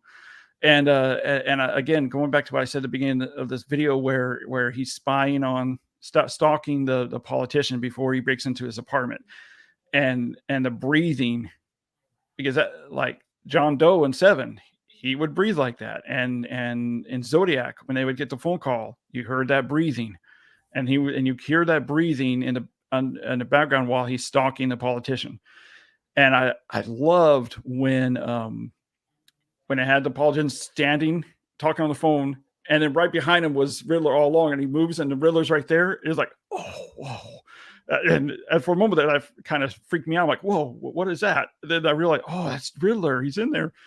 And Paul Dano, I mean, we don't know if he was in the suit the whole time. Most likely he wasn't. But he just, I mean, he's a terrific actor. And everybody started making memes of, of the Riddler with There Will Be Blood, things like that. But he is just a fantastic actor, and he's given interviews now where he's saying that he watched Seven, watched Zodiac over and over again to get in that headspace that he needed to be as the Riddler. And going back to when I was talking about Nirvana, he said he would listen to Nirvana over and over and over again to get in that headspace, and because he's never called the Riddler in the movie. He's just some guy, and he's broken, and he's fed up. He's just like Batman. He's fed up with the crime in Gotham. He's fed up with how Gotham's become. And unlike Batman, he's decided to do it this way instead, and call out the politicians that should be helping the city instead of wrecking the city. And of course he goes way over the top than what Batman would do. But I mean, his performance was just so creepy and so it's like, yeah, this guy's messed up. And he was reminiscent of, yeah, like I said, John Doe or Zodiac, where he looked like your next door neighbor. He looked completely normal when they got him in the coffee shop, and you finally see he's revealed of how he looks. He looks completely normal, just like a normal guy you would see at a grocery store. And that's terrifying to think, this simple, normal guy to look like maybe has 3 kids, a family, is doing this. And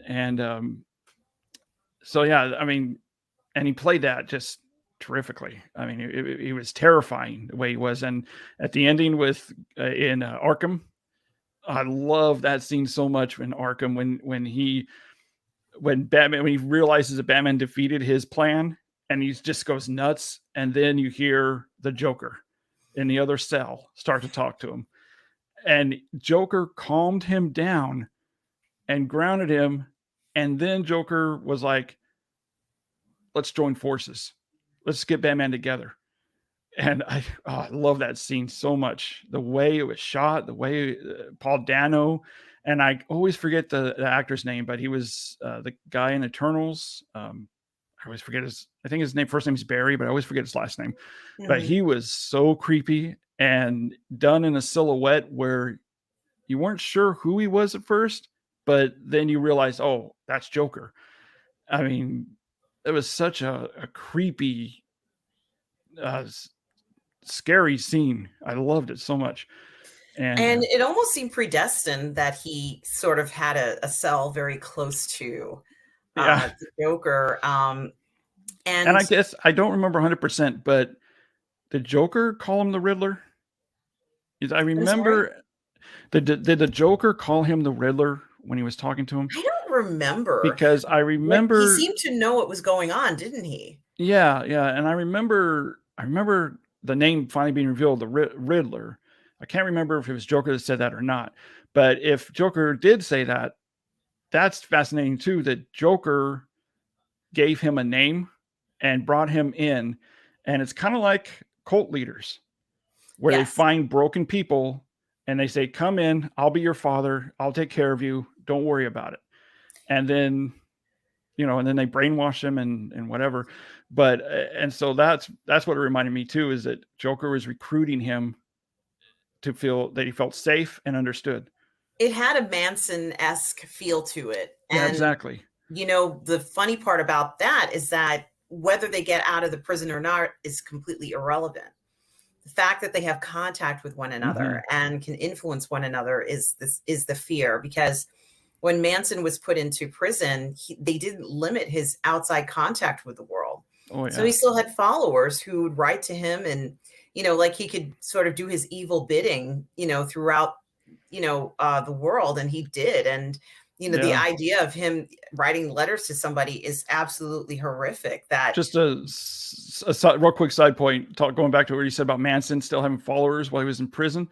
When I lived in California, I lived in Simi Valley, and that's really close to where the Manson family lived.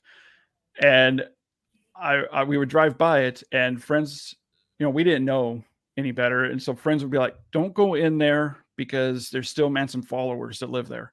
Oh my gosh. And we're like, oh, really? Wow. And that was in 2002. Oh my gosh. So so there's, just like what you're saying, that they can still influence people while they're still in Arkham.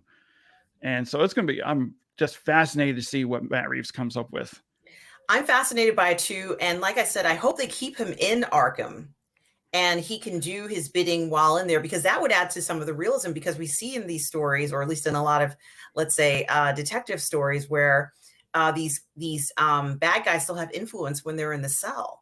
Like they can really, run their operations while they're behind bars, believe it or not. I mean, it seems like it's impossible, but it's almost, like the Joker didn't sound like he was in trouble, like he sounded fine, And I think the real threat now is Penguin, because he wants to take over the city. He wants to take Falcone's place and be even higher and better and badder than he was.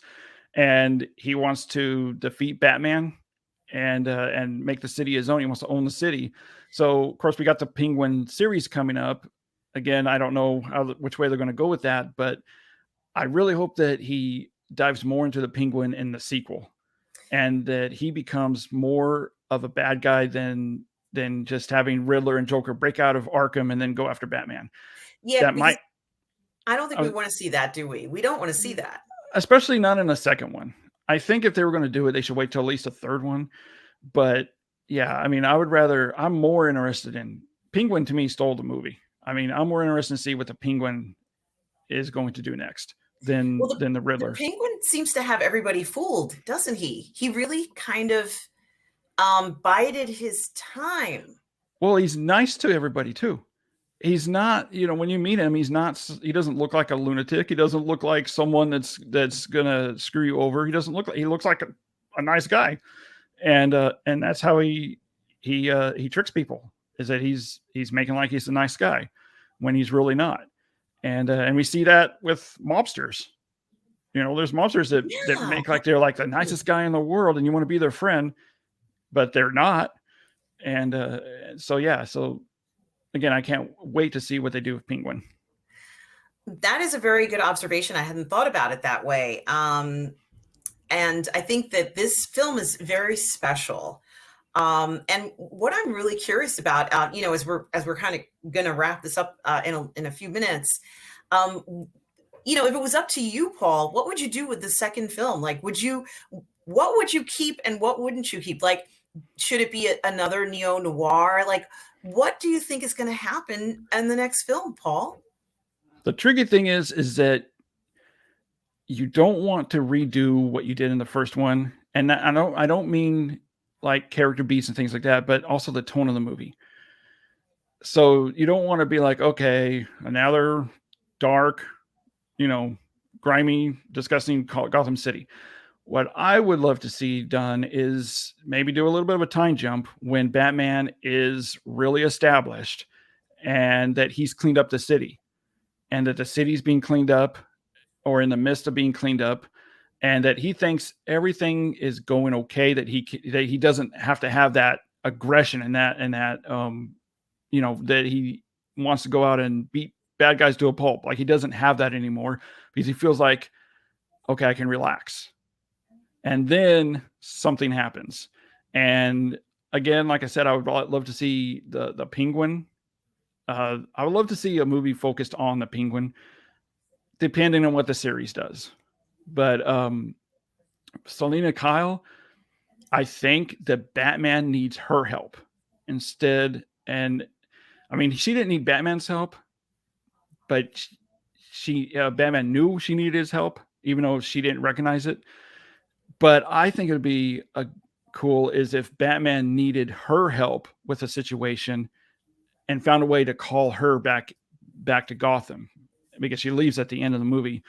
And so I think that would be cool. And not like Gotham City not being 100% cleaned up, but just, in the midst of getting cleaned up. And Bruce Wayne, I would like to see more Bruce Wayne, because I'm hearing so many people complain about, I don't want an emo Bruce Wayne. So I would like to see more Bruce Wayne in the second one, just honestly, just for the audience can see, okay, he's not as bad as Bruce Wayne as I thought he was going to be. But that's kind of like my filmmaker brain is going off thinking, okay, you don't want to do this because you don't want to repeat yourself. You don't want to do this because you don't want the audience to think, okay, so this is what each movie is going to be like. I know the tone. Instead, you want to shake people for the next one and do something completely different. And if it was another director, I would think, okay, well, they're going to screw that up. But Matt Reeves is like living and breathing the Batman. And this is his baby. And so I completely trust that Matt Reeves, whatever he decides to do, is going to not repeat himself and is going to do something really special with the second one, because you got to make it better than the first one. And give more of what the audience hasn't seen already. I mean, the movie's 3 hours. So it's kind of like, what more can you show? Well, there is a lot more you can show. And I think Matt Reeves is definitely going to bring us there. Absolutely. We got incredibly lucky with this film. And, I feel like this was like a director's cut, that's what they would call it, right? The extended version. Real quick, before we go, Yes, I want to talk about the rating. Because when this movie was first announced, everybody wanted an R-rated Batman. And they're thinking, because it's Matt Reeves, this is going to be R-rated. Well, Matt Reeves only directed 1 or 2 R-rated movies. The rest of his movies are PG-13. And I always looked at, we talked about Dawn of the Planet of the Apes, and was it Rise? I forgot. It's like third one. I can't remember whether it was Rise or Return or. Yeah. The third Planet of the Apes. They were dark. Yes. They were dark. A lot darker than the first one. And I knew that Matt Reeves is that kind of guy. He's dark. He makes these dark, realistic movies. And so the rating didn't bother me at all. I think people thought that being rated R, it's going to be, they wanted a dark, hard hitting, violent Batman. We got that. I mean, when you watch this, it's pretty close to an R rated. Yeah. The Dark Knight, Chris Nolan's Dark Knight is really close. In fact, it was originally R rated, and then they changed the rating to 13 on appeal. And so, and it even showed some blood. So a lot of people say, well, if it doesn't have blood, it can't be, it will be PG-13. Well, it can't be graphic blood, like gore, you don't want Riddler cutting off someone's head, things like that. But we saw some really hard violence in this movie. And so the PG-13 works. And I think if it was rated R, it would not be as appealing to people. I think it'd be too dark, and you wouldn't be able to bring your family with you and, all that. But, so yeah, I was never worried about the rating because I knew who the director was.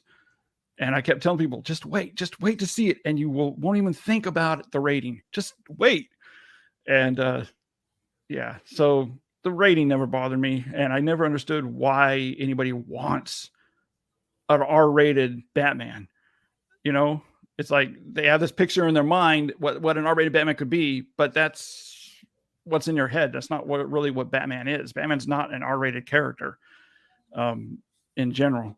So yeah, I mean, I was perfectly happy with the PG-13 rating. It certainly is a mature film. I mean, it's not meant for the little kids who have like their Batman pajamas. This is not the film for them, but they have, I think, an animated version coming out, right, Paul? That they're going to enjoy, very, very much. So there's plenty in store for them. Yeah, this is not a movie, even though it's PG-13, this is not a movie you want to bring your, younger kids with. Like my brother has an 11-year-old daughter, and they're not bringing her to this movie. So even though it's PG-13, it's still really dark and violent. It's so, what I find interesting is, of course, like, as I said, those individuals who are Batman fans and have Batman pajamas, I think we know who they are. Yeah. And, their Batman themed birthday parties. This is not for them, but there's plenty coming out, for the kiddies, and they can enjoy their Batman thing too. And perhaps that TV series that's coming out, Paul, is probably not going to be rated R. It's going to be a regular, like, yeah, I mean, I don't know. I mean, it's HBO Max, and HBO, I'm assuming it's going to be TVMA, which is basically an R rated. Okay. But it may be TV 14, which is a PG-13 movie. I guess it just depends on the tone and what HBO Max wants from it, because it's HBO. They don't want they want hard hitting stuff that's going to shock you. That's what HBO is known for. So it just depends on what the tone of it and what HBO wants. But yeah, I mean, there's that's one thing I like too, is that you have this mature, dark, violent Batman, but then they realize, kids want to see it too. So let's make something for them too. And I like it when they do that. And so, yeah, that's what we're getting. And yeah, I mean, this is such a, like what you said, it was a special movie, and I loved it. And it comes out on physical media, from what I hear from my rep at Warner Brothers Home Video, June 4th. Looks like it's release date for the physical media, 4K. Okay. And it's going to be on HBO Max April 16th, I think. Yes. And then in June for the physical release. So, me, I'm going to be pre-ordering as soon as that steelbook or the collector edition comes on sale. I'm pre-ordering that right away. I can't wait. Absolutely. Absolutely. I think we all are. And there was one other thing I wanted to ask you, but it's escaping my mind. Yeah, this is, yes. The final thing that I was going to say, at least my final take on this, was that my mother, after she saw the film, she told me that she thought that it was like an art film, like an independent art film. She thought that the way that the way that it was filmed, the angles and the color, and she was like, this is an art film. And I said, I said, "Oh, why do you say that?" And she was like, "Well, look at how it's like an auteur had made it. Mhm. Someone who was trying to show an incredibly creative but a different expression of this character." And I said, "Yeah, it kind of does look like it could be an independent art film, even though we know it was not. It was a major studio kind of thing. But Yeah, I and kind of thought that was very interesting take on it." it didn't feel like a huge summer blockbuster studio movie. Outside of the big action scenes, which you wouldn't be able to do as an indie movie. Um, but the movie itself, the film, I don't know if I would call it an art film, but it did feel like felt like an indie director directed this. And so it felt like an indie movie that the studio financed. And I mean, and again, that's Matt Reeves. I mean, that's what he came from. And he's an auteur. He writes, directs, he edits, he does everything. And I remember watching an interview with Matt Reeves a few months ago, and he said that when Warner Brothers came to me to see what my idea of what my Batman would be, he said, I only took the job on one condition, that I get final cut, which is never heard of in Hollywood. Nobody gets final cut unless you're like a Steven Spielberg. And that I have the freedom to do what I want to do. And they granted him that, which is unheard of, which means they had a lot of faith in him to do this movie. And so that's what he did. I mean, he went back to his indie roots and he made a studio indie movie. And David Fincher has done the same thing. He like Panic Room feels more like a studio movie, but then Seven, Zodiac feels more like an independent movie. Even A Girl with a Great Dragon Tattoo felt like a real independent movie. Did not feel like a studio movie at all. And so that's what Matt Reeves decided to do, which was again a genius choice, because he didn't want it to feel like you've seen this before, and the only way to do that was to do it that way, to do an indie version of Batman. Absolutely. Well, Paul, where can people find you? Twin Flicks on YouTube, and I'm also all over social media at Paul_TwinFlicks. I just finally caved in and joined up with TikTok.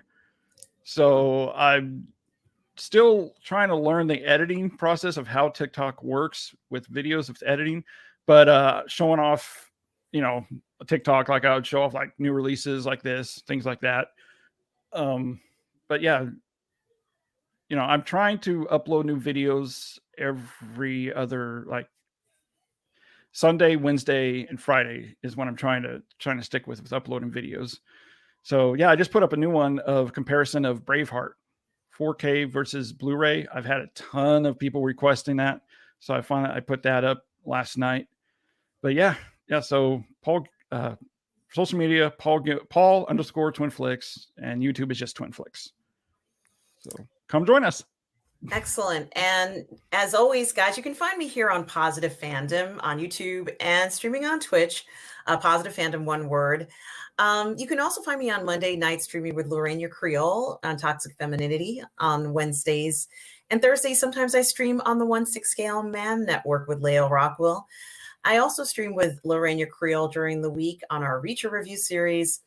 On Friday afternoons at 12 p.m. Eastern, you can find me streaming on Midnight's Edge in the Morning with Tom, Andre, and Cameron Pasha. And, I didn't know you were doing. Sorry, I didn't mean to interrupt. I didn't know you were doing all these shows. Yes. And on Friday nights, you can find me on the Burnett Work streaming with Robert Meyer Burnett. And on Sunday at 10:30 a.m. Eastern Standard Time, Paul, you can catch me on my live show, Sunday Brunch, where we do the parlay of everything that's going on in the fandom and more. Come express what you like, what you don't like. It's all good on the Sunday Brunch show at 10:30 a.m. Eastern Standard Time on Positive Fandom with my co-host, Russell Whitfield. So for everybody who's out there, thank you for watching. Paul, thank you so much for doing this fantastic review of this fantastic film. Sure. I mean, right after I saw it, I texted you and said, if you talk about Batman, I want to be on the show, because I'm a lifelong Batman fan. I love Batman. And so I had a lot to say about it. So I think we're almost at 2 hours now. And like you said earlier, we could go on for all day and night talking about this. But yeah, I mean, it was a lot of fun talking about it. I really enjoyed talking about it. And thanks for having me on. It's my pleasure. I enjoyed it as well, Paul, and I look forward to many more conversations with you over films that are coming out. I have a feeling there's going to be many more films this year. It's going to be a very special year. You know what? One movie that I'm cannot wait to see is X. Yes. I want to see that so bad. I actually worked with Ty West on his first movie, Innkeepers. Wow. And yeah, I mean, I cannot wait to see X. That looks amazing. Well, we certainly have to do a review on that when it comes out. And I did want to thank you again for joining me on this review. It's been absolutely just wonderful talking to you as always. And for those of you who are out there watching the show, thank you for watching Positive Fandom. Please do like and subscribe to the channel, and so you can be notified of new videos that come out. Also subscribe to Paul's channel, Twinflix, and make sure that you catch all of his programs as well. I just want to thank you again for watching our review. I hope you enjoyed it. And to all of you out there, always remember to please be kind. Take care, everybody. See ya. Bye.